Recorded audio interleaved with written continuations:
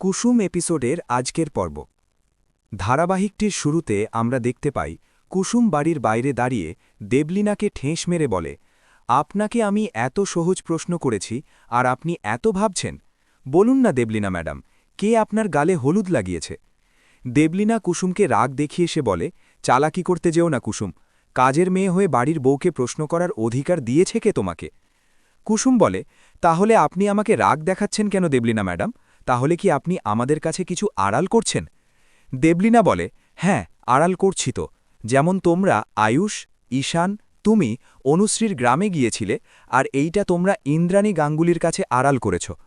তোমার কি মনে হয় আমি কিছু জানি না কুসুম? তুমি আর আয়ুষ রূপসার গ্রামে গিয়ে ঈশান আর অনুশ্রীরকে এক করার জন্য দিনের পর দিন এক ঘরে থেকেছ। দেবলীনার কথা শুনে কুসুম থমকে যায়। দেবলীনা আরও বলে, তাহলে আমাকে আর প্রশ্ন করা বন্ধ করো কুসুম, এতে আমাদের দুজনেরই মঙ্গল। পরবর্তী সিনে আমরা দেখতে পাই আয়ুষ তার মা ইন্দ্রাণী গাঙ্গুলির ঘরে আসে আর বলে, কি হয়েছে মা, তুমি আমাকে ডেকে পাঠালে? তখন ইন্দ্রাণী গাঙ্গুলি আয়ুষকে জিজ্ঞাসা করে, আয়ুষ, ঈশানের কি হয়েছে? ঈশান কি এই বিয়েতে খুশি নয়?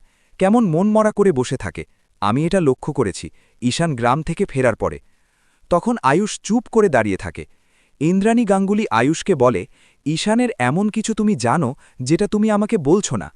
আয়ুষ তার মাকে সবটা বলতে গেলে পরক্ষণে দেবলীনার মা জয়িতা সেখানে আসে। পরবর্তীতে আয়ুষ কথাটি গুড়িয়ে নেয়। অন্যদিকের সিনে আবারও আমরা দেখতে পাই দেবলীনার গায়ে হলুদ শুরু হয়ে গেছে। সেখানে সবাই উপস্থিত। ঈশানের মা দেবলীনাকে বরণ করছে। ওদিকে ঈশান মনমরা করে দাঁড়িয়ে আছে। ইন্দ্রাণী গিয়ে ঈশানকে জিজ্ঞাসা করছে, ঈশান, কি হয়েছে বাবা, এমন মনমরা করে কেন দাঁড়িয়ে আছো? তখন ঈশান কথা লুকিয়ে বলে, কই মা, কিছু তো না। অপরদিকে গায়ে হলুদের অনুষ্ঠান ধুমধামভাবে মেজে উঠেছে, নাচগান শুরু হয়ে গেছে। কিন্তু ঈশানের মনে স্ত্রীর জন্য আত্মকান্না করছে, আর ঈশান আর অনুশ্রীর গ্রামে থাকার দিনগুলো কল্পনা করতে থাকে। ইতিমধ্যে কুসুম আয়ুষের কাছে আসে এবং বলে, ছোট সাহেব, আপনার সাথে আমার কিছু গুরুত্বপূর্ণ কথা আছে। আয়ুষ বলে, কি হয়েছে কুসুম? কুসুম বলে, আমি দেবলীনা ম্যাডামের পর্দা ফাঁস করার উপায় পেয়ে গেছি।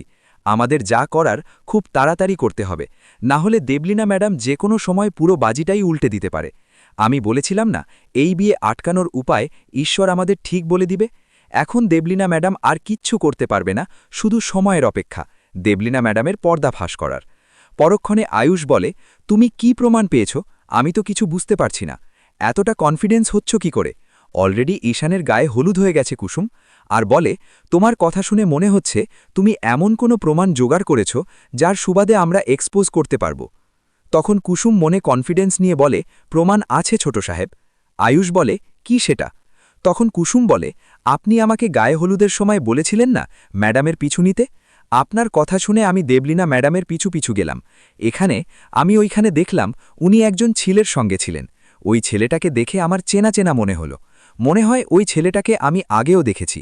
দেবলীনা ম্যাডাম ওই ছেলেটাকে টাকা দেওয়ার কথা বলছে, আর বারবার হুমকি দিয়েছিলেন ওই ছেলেটিকে ওখান থেকে চলে যাওয়ার জন্য।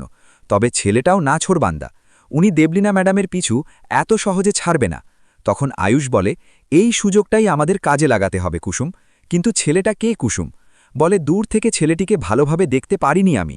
আয়ুষ বলে, আমার মনে হয় ওই ছেলেটাই রসান। কিন্তু এইবার আমাদের ঈশানের হয়েই সবকিছু করতে হবে। এবার আমাদের দুজনকে দুদিকে হয়ে যেতে হবে। তুমি যাবে রূপসার গ্রামে, আর আমি রসানকে খুঁজে বের করে ধরব। এবার সময় এসেছে শত্রুর সাথে আমাদের বন্ধুত্ব করা। পরবর্তীতে সিনে আমরা দেখতে পাই দেবলীনা আবারও রসানের সাথে দেখা করার জন্য বাড়ির বাইরে এসেছে, অনেকগুলো টাকা নিয়ে। আর রসানকে বলে, এবার আমাকে ফোন দিয়ে ব্ল্যাকমেল করা বন্ধ করো রসান।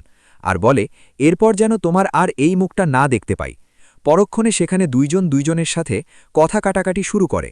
রসান শয়তান কি ভাব নিয়ে দেবলীনাকে বলে, আমি যেমন তোমাকে ভালোবাসতে পেরেছি তেমন তোমার সর্বনাশও করতে পারি। আমি যদি সব কথা ফাঁস করে দেই তাহলে কি হবে ভাবতে পারছো তো দেবলীনা? তারপরে দেবলীনা সেখান থেকে চলে যায়। পরক্ষণে আয়ুষ সেখানে উপস্থিত হয়, রসানের কাঁধে হাত রেখে বলে, হ্যালো রসান, তুমি এখানে কি করছো? আর রাগান্বিত হয়ে বলে, দেবলীনা যে তোমাকে এই ব্যাগ ভর্তি টাকা দিয়েছে সব আমি দেখে নিয়েছি। তোমার খেলা শেষ রসান। ঈশান আমাদের আগেই বলেছিল